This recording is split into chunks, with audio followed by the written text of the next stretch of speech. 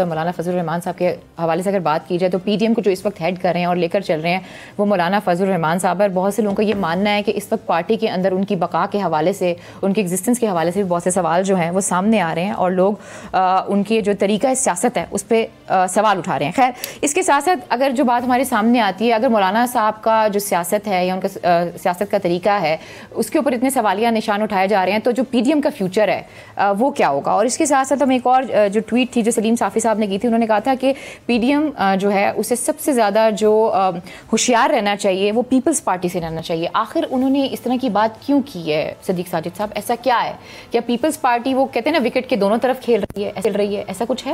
Peoples party علینا بڑی سوچ سمجھ کے کھیل رہی ہے, اور ان کے جتنے بھی یہ ہوتے ہیں نا وہ پتے, تو وہ ترک کے پتے وہ انہوں نے سنبھال کے رکھے ہیں. آصف زرداری بڑا تیز آدمی ہے اور اسی وجہ سے وہ گھاٹے کا سودا کبھی بھی نہیں کرے گا. اب آپ دیکھیے, پیپلز پارٹی کے تاج حیدر ہی الیکشن کمیشن گئے اور درخواست دی انہوں نے وہاں پہ جا کے کہ ضمنی انتخاب جو ہے وہ کروایا جائے تاکہ وہاں پہ ہمیں سینٹ کی ایک سیٹ ان کا دعویٰ کہ ان کو مل سکتی ہے.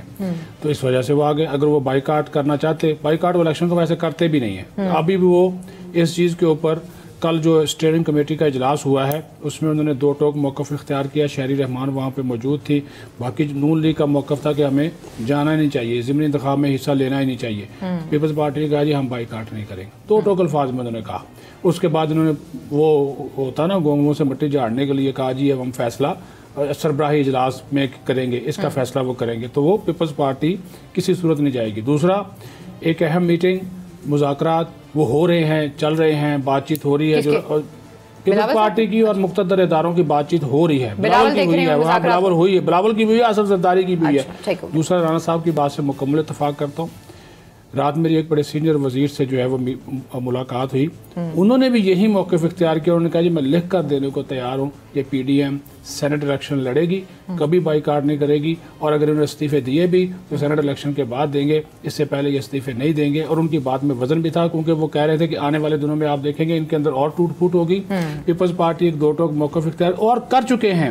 ہم ہی یہ خبر جو ہے وہ اپنے پروگرام میں بھی, اپنے چینل پہ بھی یہ بریک کر چکے تھے کہ بلاول بھٹو زرداری نے جو پچھلا پی ڈی ایم کا اجلاس ہوا تھا اس میں انہوں نے واضح طور پر کہا تھا استعفے آخری آپشن ہوں گے. اب لے لیے, سب نے لے لیے. اچھا, دوسری طرف وہ بھی جب آپ نون لیگ کی بات کریں گے تو اس میں آپ کو بتاؤں گا وہ کیا 2 نمبری وہاں پہ چل رہی ہے, اس کا بھی میں آپ کو بتاؤں گا. لیکن ابھی صرف چونکہ پیپلز پارٹی کی آپ بات کر رہی ہیں تو پیپلز پارٹی اس سارے سیاسی عمل سے علینا کسی طور پر بھی, تو مریم نواز صاحبہ کو بھی یہ خبر ہوگی, وہ تو بڑی پریشان ہوں گی اس حوالے سے. اچھی خاصی پریشان ہیں. مریم نواز کو تو آج سمجھ نہیں آ رہی, کیونکہ جو اب وہ جو چھوٹی جماعتیں ان کا تو کوئی لینا دینا ہے نہیں. اب جو مین ایشو ان دونوں جماعتوں کا ہے, اور مولانا فضل الرحمان کی پوری خواہش ہے کہ میرے ساتھ مریم نواز رہیں اور جو ہے وہ پیپلز پارٹی کے اوپر کچھ نہ کچھ. اچھا, وہ ان کو بھی گھیرنے کی کوشش کر رہے ہیں ویسے مولانا فضل الرحمان, پیپلز پارٹی والوں کو ہم دن پہ دباؤ بڑھائیں, یہ کریں.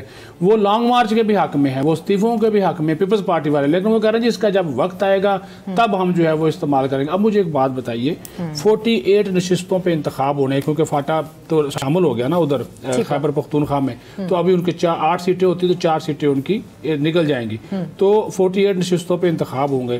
کم و بیش سندھ سے جن کی اکثریت پیپلز پارٹی, یہ کیسے چاہیں گے کہ یہ 6-7 جن کو سینٹ کی سیٹیں وہاں سے ملنی ہیں یہ لوز کر جائیں؟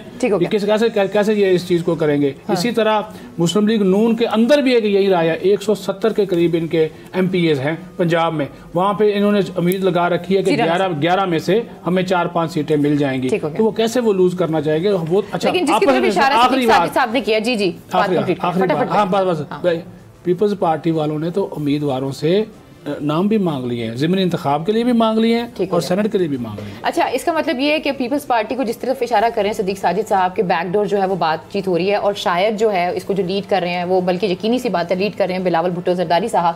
تو اس کا مطلب ہے کہ بلاول بھٹو زرداری صاحب کو آنے والے دنوں میں رعایت وغیرہ اور اس طرح کی جو پیپلز پارٹی کو دی جا سکتی ہے, پھر اگر ان کو دی جا سکتی ہے تو پھر باقی سب کو ملے گا. نہیں, دیکھیں بات یہ ہے, میں آپ کو سوال آ سکتا ہے سامنے, یہ چیز جو ہے نا رعایت والی بات, جہاں تک نیب کیسز کا تعلق ہے وہ اپنی جگہ چل رہے ہیں, اس حوالے سے کسی کو کوئی رعایت نہیں ملنی. بات جو اصل ہے وہ یہ ہے کہ پیپلز پارٹی نے اس ملک میں سیاست کرنی ہے. نہ تو پیپلز پارٹی کے چیئرمین کو, نہ پیپلز پارٹی کے شریک چیئرمین کو ابھی تک کسی عدالت نے نااہل قرار دیا, جبکہ نون لیگ کے نام نہاد قائد جو ہے نواز شریف صاحب اور ان کی صاحبزادی محترمہ مریم نواز صاحبہ وہ دونوں سزا یافتہ ہیں جی. تو اس لیے پیپلز اور پھر پاکستان کے دوسرے سب سے بڑے صوبے میں ان کی حکومت ہے پیپلز پارٹی کی.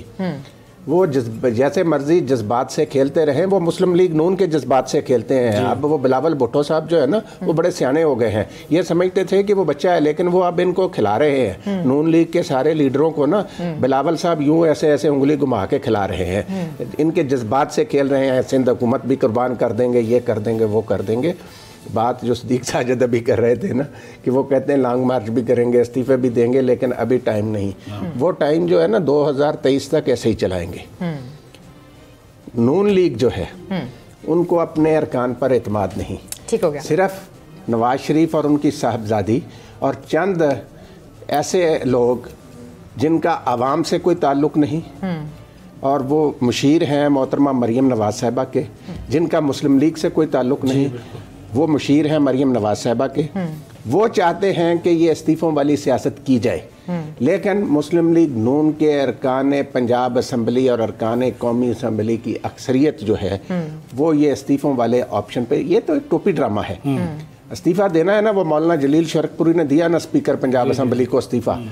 اس طریقے سے آئیں آگے بڑھے. حمزہ شہباز کی بھی استعفے کی باتیں آ رہی تھی, وہ حمزہ شہباز کے استعفے کی باتیں تو یہ کر رہے ہیں نا. میاں جاوید لطیف صاحب نے ان کی پارٹی کا سارا کچھ بیان کر دیا کہ انہوں نے جب بات کی تو کس طرح ساروں نے, رانا ثناء اللہ صاحب نے بھی, ایاز صادق صاحب نے بھی, سب نے چڑھائی کر دی کہ بھئی وہ انہوں نے کسی نے کہہ دیا سستی شہرت کے لیے گیا. وہ جاوید لطیف صاحب نے کہا کہ جی ہماری پارٹی میں ایسے لوگ ہیں جو وکٹ کے دونوں طرف کھیلتے ہیں. بالکل ہیں.